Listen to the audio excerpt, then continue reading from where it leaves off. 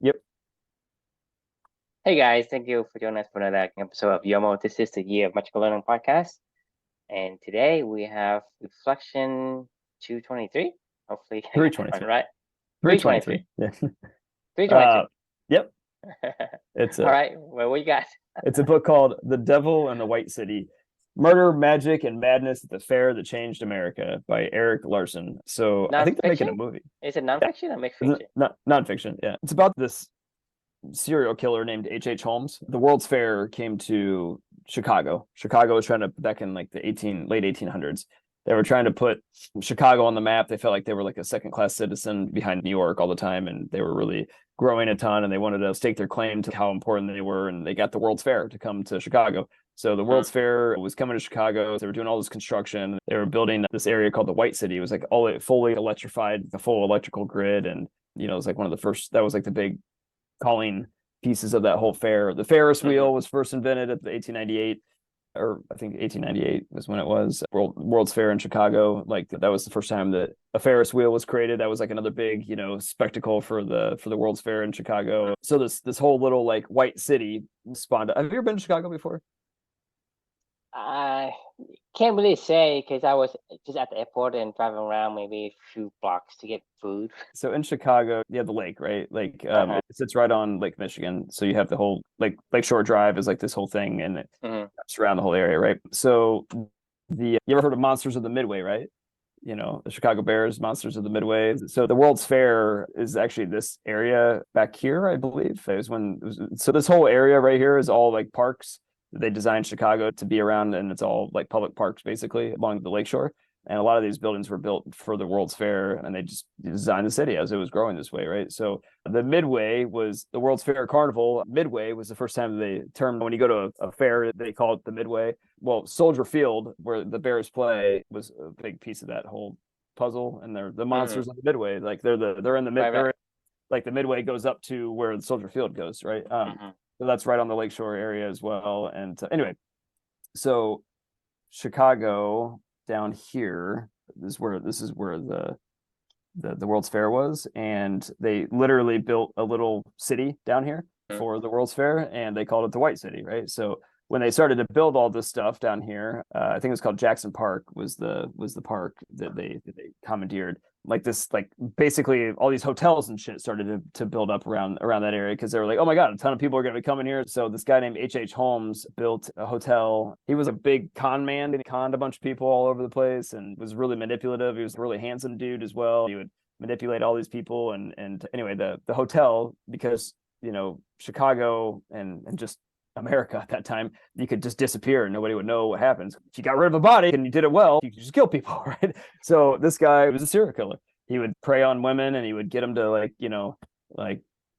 invested into him, and then he would kill him. He would convince women to come live with him for a while, and he would kill them. And he just kept killing people all over this area around the World's Fair. Eventually he got caught, right? This whole book is about the story of HH Holmes, and it's about the World's Fair in Chicago, and it's about Chicago at that time, as well as him and how he fits into this whole devil in the white city. But he is the devil in the white city, right? Like he was just preying on people that were coming for the World's Fair and killing people. He had a crematory in his basement of the hotel Hmm. where he would just burn the bodies and stuff like that down there. Anyway, he was a psychopath. He was a very con artisty psychopath. He could get people to like pull people in with his charisma, and then he would kill them. And then he would just keep going. So this reflection for me was about the little voice inside of us all, right? I think you obviously know what I'm talking about. You know that little voice, like when you do something totally dumb, like you're just like, what the fuck should you just do, True? You know what I mean? Like, what are you thinking? Like, that was dumb. Like, you're an asshole.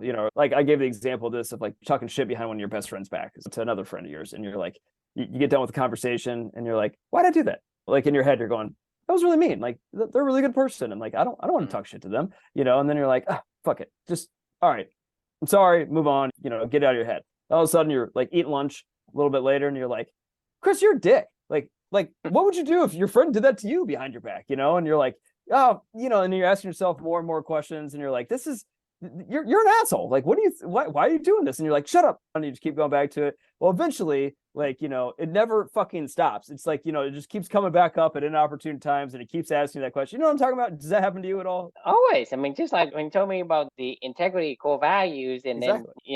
you forgot to charge something in the self checkout, and shit, I gotta go back. Yeah, exactly.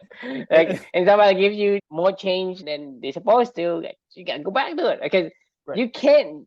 But it's just one of those things where it just goes against the core moral values that you have. I mean, core values. It's just who you are, and it goes against it, and it's an indicator that lights up, saying, bling, bling, exactly. bling. And it doesn't shut up until you finally agree to sit down and talk rip to it out until you rip it out and put duct tape over it. I mean, it's like the indicator on the dashboard. You did this test. Two things you can do to it. You can just talk to it, and you can address the problem. You can address a problem so that it's disappear appropriately, or you can yank it out. Like, hey, I don't need to indicate anymore. Just tape over it. So that's where I'm going with this whole reflection, right? So for me, these days, the only way to shut that voice up ever, and that because it doesn't stop, the only way to shut it up is to go, okay, you know what?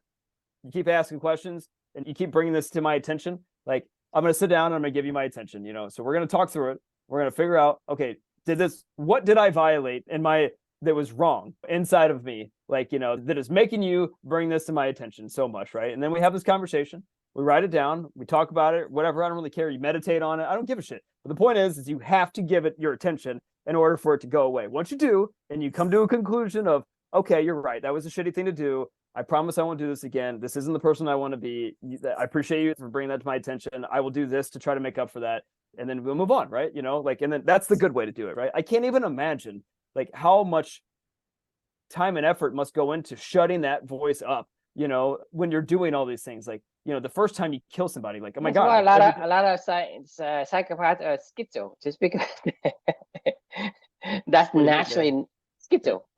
Have two voices. It's conflicting himself.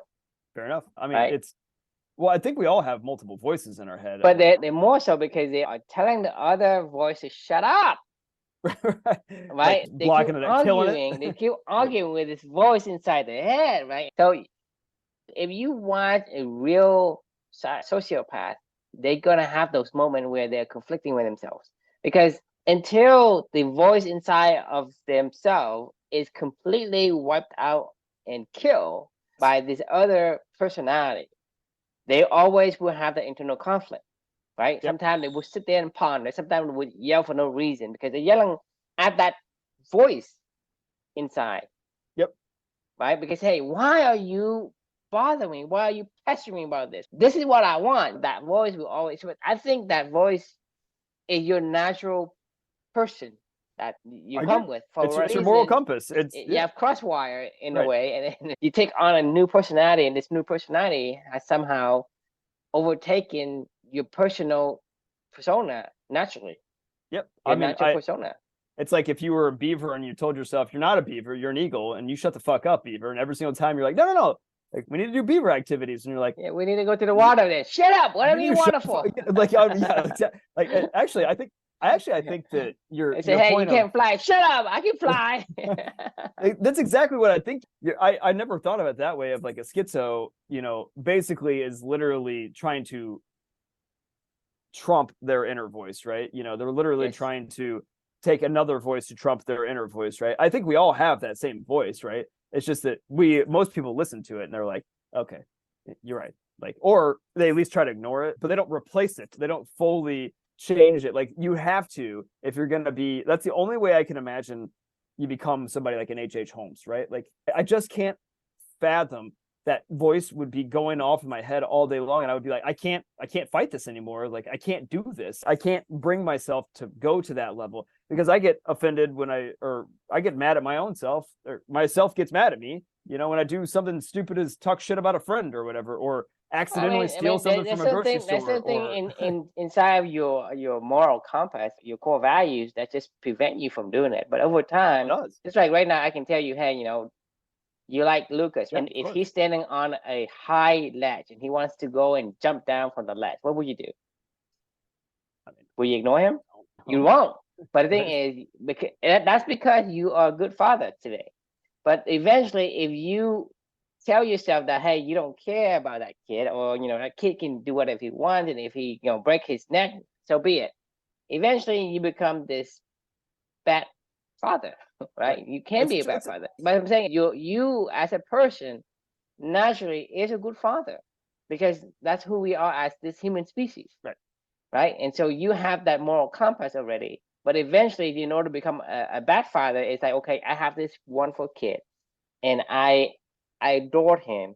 And then suddenly something happens to you, maybe at work when you're overcast or overworked or whatever, and then you're so tired, and then you mix it in with alcohol and drugs, and then you're jaded by your feelings, and then your kid is sitting on a ledge somewhere, and he was trying to jump down onto, some kind of rock. For whatever reason, you have successfully suppressed that fatherly feeling of, say, hey, I gotta protect this kid.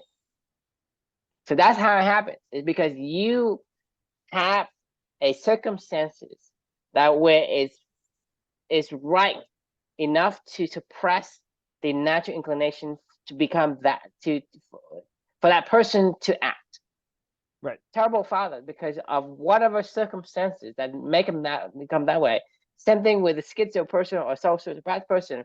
Along the line, something happened to them and they weren't able to correct themselves or overcome it. Then they succumb, not overcome, but succumb to the other personality where they become distinct. Just like we're talking about, like the hero versus the villain, right? The same thing happens to both of them. It's just what happens, how did one react to the other one, right? The hero say, because I was dealt with this bad card, I'm going to overcome it. So I'm going to prevent other people from becoming a victim. The villain, on the other hand, succumbs to it and say, well, people did this to me, I'm going to do this to people. Right. So you look at that perspective, it's, the same thing can happen to two persons, and one can become a hero and the other becomes a villain. It depends on the actions of the person and how the event. Once I know how to have that conversation with my inner self, that's mine out of value out of that, The thing is, there's two ways to, what doesn't kill you makes you stronger, right? One is like for a hero, if he's overcome it, he becomes stronger in overcoming it. If a person succumbs to it, so he's weaker, he will succumb to it more often, and then eventually it completely tunes out the other person. Both ways. Either way, right? So that's what I'm saying is, for a hero, if he is able to overcome the first time, it's actually easier for him to overcome the second time, and then even easier the third time, and so forth, so on. Flip side, if you succumb to the first time, it's actually easier to succumb to it the second time. Right. It was always like a fun game for me to see if I could get away with sneaking the extra crackers into the bag without getting caught or something like that. Like now, no joke, like after this whole journey, like, and listening to that inner voice before, I was like, yeah, well, I got away with it. And it's fun. Like, I don't know. You can even go to a place where they say, hey, these arts is free with donations. And what would you take? What would you take? Yeah. As a person, like you and me, what would you take? I don't know. If you take something, would you donate? Depends if I like it or not, but I wouldn't take it if I didn't like it. No, exactly, because it's your moral compass. You wouldn't take it, right? If you don't want it, or if you take it and not give a donation, because they say, well, you can take it without. I mean, it's permissible, even if it's permissible to say, hey, you can take it. You like it, okay? Let's say you like it. Let's say there's a piece of art on this table somewhere, and there's a bunch of them, and it's free. But please give a donation, because this donation goes back to artists or to whatever. As a person, as you and me today, and I can speak for myself, I cannot take it. Even if I like it, I cannot take it without putting a donation. Yeah, permissible for me to take it, because it's not to say, hey, you cannot take it. It's not a contract or anything. They say, hey, this is free, but I would like a donation. For me, I cannot take something without putting a donation, because it goes against a contract that my core integrity, core values represents. Yep. Right. And so can I get to a person where I don't give a fuck about all the artists or about the people in the world, and I take it without giving back? Right. I can be that person, but only if somebody, or like, let's say I get scammed like so many times. And the thing is, I get scammed before, but the thing is, the way that I see myself is, there are a lot of scammers out there, but I'm not going to let the majority of scammers change me into a person that will not help the minority of the people who actually need them. Right. Well, scare me I away. agree. I'm going to help because eventually I'm going to find somebody. Let's say 8 out of 10, right? It's a scammer. It's only 2 people. It's really need my help. Right? So the thing is, the way that I see things is because if I look at a scammer, the first person who scams me and I say, well, this world is a piece of shit. So I'm going to scam them. So that's my perspective. I can take that and become this new person. Did I tell you about that time a couple years ago when I tried to buy my tennis ball machine, a Slinger bag, and I went on Facebook Marketplace and I was like, oh man, it was normally like $8.99, I think is the price, and then somebody had it on sale for like $2.99. I was like, oh fuck yeah. It's like they said it's like brand new. They just didn't ever use it. They're moving out of their apartment or whatever it was. And I was like, this is a great deal. And like, hit buy. And they're like, oh, great. Just send me payment. I'll ship it out to you. And I was like, you got it. What do you want me to send it to you? And they're like, oh, Venmo works, and I'm like, okay, all right, here. So I shoot them off the payment. And I'm like, never heard back. A week goes by, 2 weeks goes by. I haven't heard from anybody. I'm like, reach out to the guy and I'm like, you gonna send this thing? And no response. And I'm like, after like 3 weeks, it goes by and he has my money and he will not respond to any message on Facebook anymore. And then I called like Venmo and they were like, you can't do that. Oh no, it was Zelle. Wait a minute, was it Zelle? Yeah, he asked me to pay with Zelle. So because it was Zelle and I sent it, I think Venmo actually covers you on these things. But Zelle definitely does not. And I had no idea. I was like, wait a minute, this is coming straight on my bank account. They're like, it's a private transaction. They're like, we can't. If you agree to send it to somebody, then you send it to them. And they're like, we don't cover that. And I'm like, what the fuck? Anyway, to your point though, like I walked away with that when I was like, I could have just gotten really pissed off and be like, fuck, I'm just gonna. You can pay it forward to the world. But the thing is, let's say you take that and you put it on me. Right. And that cancer would actually eat into my core values. Right. The thing is, my core values is strong. You cannot change me. But the thing is, how many people's core values are that strong? My fucking name is true, okay? Right. Can't tell. Right? But that's what I'm saying is if you don't understand your core values, circumstances and things that happens to you could change your perspective. And your perspective could somehow create this new personality and that overshadows the real you. Right. And then eventually the real you is trying to fight back, but it's too weak because, and get slapped silly by the other guy, but a new, new spirit or whatever, new voices. Well, I mean, like the real Chris is like, some people say, hey, I'm dumb. They take responsibility. Say, the world is sick. Just like everybody saying, hey, the world is good. Now, but the thing is, you ask people, hey, where do you see humanity in the future? Hey, humanity is doom. Doom. I mean, you think about it. That is, if that is your perspective on the world, then that's what you see. I mean, if you only see the bad thing, then what happened to all the flowers and all the beautiful things that God created for you? You did not see. You basically are blind to the beauty. Right. Well, this is the thing about that inner voice, right? My inner voice told me at that time, they were like, that's okay. Really, that's what my inner voice said. And I was like, yeah, you're right. It's fine. Like, it didn't hurt anything. It didn't violate anybody. I was like, touche. The thing is, I mean, why? I think to me, this is the thing is, why would you get so worked up on something that doesn't go your way? And say, well, it happened. You learn your lesson. The next time, I can tell you be why. Careful. You know how long it took me to push buy for that Slinger bag? You know how long it took me? It was like a year and a half in the making. I've gone to that website so many different times. This is an evolution of this journey, right? Where now these days, my rule is if it aligns to my values, I don't even think twice about purchasing the purchase because I know that I will get a ton of use out of it. I will get, and it will enhance the value. It's knowing the value. You know the value of the thing that brings to you. It's like, hey, for me, it's like, people spend money on cars unless you travel all the time. Fucking go buy a bed because you spend most of your time on a bed. Right? That's true. Yeah. So you buy the BMW of the bed. Don't buy a BMW if you sit in the garage. If you drive, I say, fine, great. Do that because you need to save your backs and make sure whatever it is you want to do is, you want the best for your back. Your monitors, for example. For me, I sit in the monitor all day long. I want to buy the best. My monitors aren't cheap. But the thing is, that's the point, is I don't want to spend things that is not valuable to me. So I'm not saying it's not valuable if you buy a BMW or buy a Mercedes or whatever.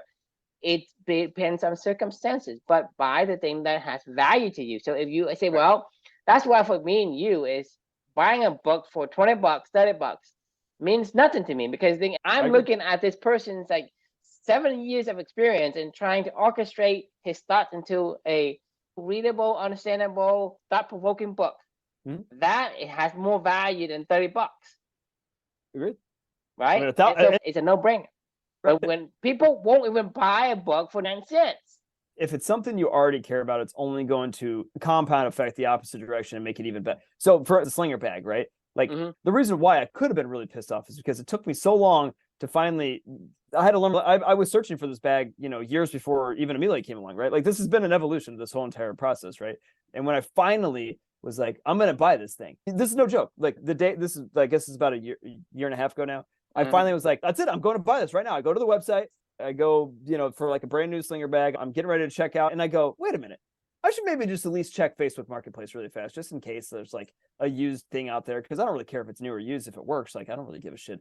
So that was when I went to go buy this, right? So not only did it take me like a year and a half to get to this point in time, I had it in my cart, ready to check out on the actual website. Then made this decision, and I was like, yeah, what a great deal. Like, I'm so smart, and like, I mean, I was really excited about this thing getting there. And I was like, yeah, I finally pulled the trigger. It's coming, and like $300 is like, in the grand scheme of things, it's not like that much money. It was just, it was one of those mental hurdles. At the end of the day, it's still money. It's is made up. So even if you owe $6 billion, there's no need to jump off the top of the building. To me, this is my perspective. I don't understand. It's like, okay, unless you make me like commit suicide, then maybe that's a different story. But if I'm your broker and I lost $6 billion, like, yeah, I'm sorry. What can I do? I mean, worst you do is put me in jail. But the thing is, I didn't do anything on purpose. So in America, it's not like I did it on purpose and I fortunately. And to me, that's what I'm saying. Even then, there's no reason for you to commit suicide because you lost somebody's money. Or your own money. Who gives a shit? But that's what I'm saying is, at the end of the day, it's just money. Money is something we agreed on. Like, hey, that has this value. Like, well, who decides that has that value? Because a $1 bill and a $10 bill, what's the value? It's we agreed that, hey, on a $10, there's a 10 on there, but it's a piece of paper. If you're completely blind and you never held a piece of paper before, how can you tell the difference? Well, now it's even digital. It's just a number on the screen. It's just made up. So even if it's $1 trillion, who cares? What's it tied to? $1 trillion can buy up the whole fucking universe. But then what? There's no benefit to them. There is no benefit to them. Okay, I'm going on a fucking yacht. Okay, I have some pretty girls or whatever it is you want as a guy. What else do you want? I don't know. I mean even if you're the fucking king, right? What are the benefits of okay, I'm gonna conquer somebody. There's only so much. There's only so much money that can bring you joy. Because after that, it's like, okay, I mean. Think about it. You think about what brings you joy. It isn't the money. Do you know how many times I've used that the Slinger tennis bag, like since I bought it? No, how much? All the time. Like, I mean, all the time. Like, I mean, I'm down at the courts down the street. I mean, when I did my monthly challenge just a few months ago for 30 minutes of tennis, most of that was with me and my Slinger bag down at the courts, using my ball machine. I've gotten immense value out of that. Even though that Slinger bag didn't just cost me the $2.99 or whatever the guy scammed me. It was that. Then I had to go buy the other one again, the real one at the real price. So it ended up costing me $1,100 or whatever it was. But even then, I don't care. Like, I use it all. You have more value out of it than the $3.99 and the real price and the time you lost it, right? Yeah. So there's immense value. It's a very skewed benefit to the price. In terms of things that is relating to you. So to me, it's one of those things where if you spend most of your days doing whatever things, it's just get the best that you can get. This is where the inner critic comes into play. It's for good values and bad values, or it's for things that disgust you and things you love, right? But just listen to it, because like if you listen to it and it says, "Hey, you love this stuff, just don't worry about it." Okay, I won't worry about it. Like, oh hey, that was pretty shitty. I don't know why I thought that was shitty, but I thought that was shitty. And you just listen to it and go, oh, you're right. I don't want to treat my friends that way, because maybe one of my values is community. I don't know. Like, is that it? Do I just want to be, a tribe or something? Like, my point being is like, all you have to do is just listen to the inner critic. Otherwise, if you don't and you tune it out, you end up like a fucking psychopath that's killing people. You know, like I don't even know how he does this stuff. I mean, like we talked about, like if you mute that, you have to literally kill your inner critic. I'm telling you that whenever you have the inner conflict, you are miserable. You are essentially, self-inflicted misery. This is essentially what people do in terms of their pain. Most of their pain comes from within, not from without. Yes, there are pain that come from without, and we can name a few examples, things that happen on a random chance. But majority of all the pain we feel comes from within. Because you don't need that extra, It doesn't shut up. It doesn't shut up. You will torture yourself. If you do not listen to yourself, it will torture you. That is its job, to throw it right into your face. Your body has an affinity for certain things. It's a natural state of being. As a certain expressions of your gene, it wants to, be in a certain environment, and it's gonna home. If you're a beaver, it's gonna home for that river. It's not gonna go say, "Hey, I'm yearning for the desert. I'm looking for the river." That's all I'm looking for. Whether or not I like it or not, my body says I need to be in the water, because that's in order for me to cool down my body and have this experience that I think is like the equilibrium of beaverness. Right. And so every one of us has that unique expressions of gene, and we have to make that connection with the environment, with what you have, because you cannot completely, and you think about it, a beaver, right? It has the waterproof coat. That means that it needs to be cool. So you imagine putting him into a desert, a hot environment, or a cold environment. It's not jiving with that particular fur or skin, right? So it creates a harsh condition. All day long, he's going to be telling you, get the fuck out of here. Like, and you're going to go, no, it's fine. This is our home. No, idiot. It's not home. Go. It's not. And so we have the same thing. That's what we call your core values. This is what we call. This is exactly what it is. It's an inner compass. It's core values, decision-making framework. Yes. Yeah, it's your decision-making framework as to your elephant will bring it to your attention, and then you need to decipher if that is why that's being brought to your attention, and you use your. Think about something basic. I mean, like I say, I'm basically beating this to death, but think about things that you need. Hey, I'm thirsty. Tells you you're thirsty, and you're like, okay. So imagine if you're thirsty and you ignore you're thirsty. How do you feel? You feel great, right? No, you don't feel great. You feel miserable. Right? I'm hungry. Just ignore it. I'm hungry, and now I'm going to eat a bunch of dirt. Right? But you think about it, just say it's very basic stuff. That's what I'm saying is you're hungry, but you're hungry for something as a human wants to eat that is, healthy and beneficial for that person to regain energy. So you think about things like, hey, your body needs something. You got to give it what it needs. That's what I'm saying is, and if you don't, let's say I'm thirsty. Well, your voice say I'm thirsty. Hey, I'm thirsty. Go get some water. Go get some water. Go get some water. Go get some water. Right. So the inner critic is exactly that. There's no magic. I'm not giving you any voodoo here, okay? Don't say, hey, whoa, I don't hear no fucking on your voice. No, you're hungry. Well, and someone told you you're hungry. Well, how do you know you're hungry? Because you listen. Because you told yourself. You agreed. But that's your inner voice. Right. It could also tell you when you were a dick to your friend, and you could say, okay, I agree with you. I mean, you're right. I shouldn't have said that, and I won't do that again. That's not who I want to be. Like, I want to be this. When your body tells you you're hungry, right? Your body tells you, hey, you shouldn't, talk shit about it. It's the same mechanism. It is. Yeah. It's the same mechanism, and your body is telling you because it has a certain gene that needs to operate in a certain way. Because when you're hungry, right, you say, hey, I need food, right? Whether you call that inner voice or whatever you want to call it, I don't care what you call it, but you and I have the same thing, right? We know when we're hungry. We know when we're thirsty, right? And some things told us that. Some indicator tells us I'm hungry or I'm thirsty, I'm sleepy, I'm tired, whatever, I'm cranky. Those are your inner voice. It's telling you something, right? Same thing we're talking about for your friends. Something triggers that. Your core values of integrity or friendship or whatever triggers that, hey, I feel kind of bad, right? When you're hungry, you feel bad, right? In general, you feel bad. Like in the general categories of, hey, good versus good, bad bucket, right? When you're hungry, you feel bad. When you're thirsty, you feel bad. I can't just sit here. I got to find something to drink, right? You're hot, right? What happens when you're hot? You want to You get gotta cool cold. yourself down, right? What When happened you're to cold, you cold? want to get warm. Yeah. Right? But you Yeah. can't just ignore it. But think about things when you ignore it. What happened to you? Bad shit happens is what I happens. mean, the first thing is you endure this misery. I mean, hey, you could ignore being cold and end up like the Iceman, Wim Hof, right? Iceman does not endure feeling cold. He trained himself to feel cold, but he doesn't feel cold. The thing is, you think about it, when he submerged I mean, it's underwater, relative, right? Yeah. no. When you submerge underwater, they measure his temperature. His body temperature did not go down. He's found a way to So regulate, so he's able to regulate. He's not enduring all that time. You right. look at his finger, his body temperature, it didn't go down.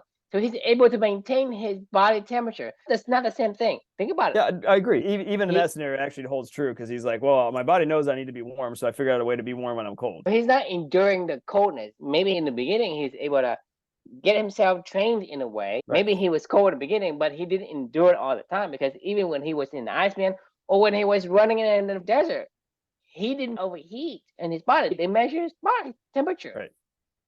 So that's Yeah. No, that's a huge difference. As a matter of fact, it's a massive difference. It's actually proving what we were talking about before, just how much we're willing to endure and try to problem solve in order to get back to where we want to be, just like a homeostasis feeling, like a balanced feeling. All right. Well, I feel purged on this one, and I'm fucking exhausted from a meeting all day long today. Who told you you're purged and who told you you're exhausted?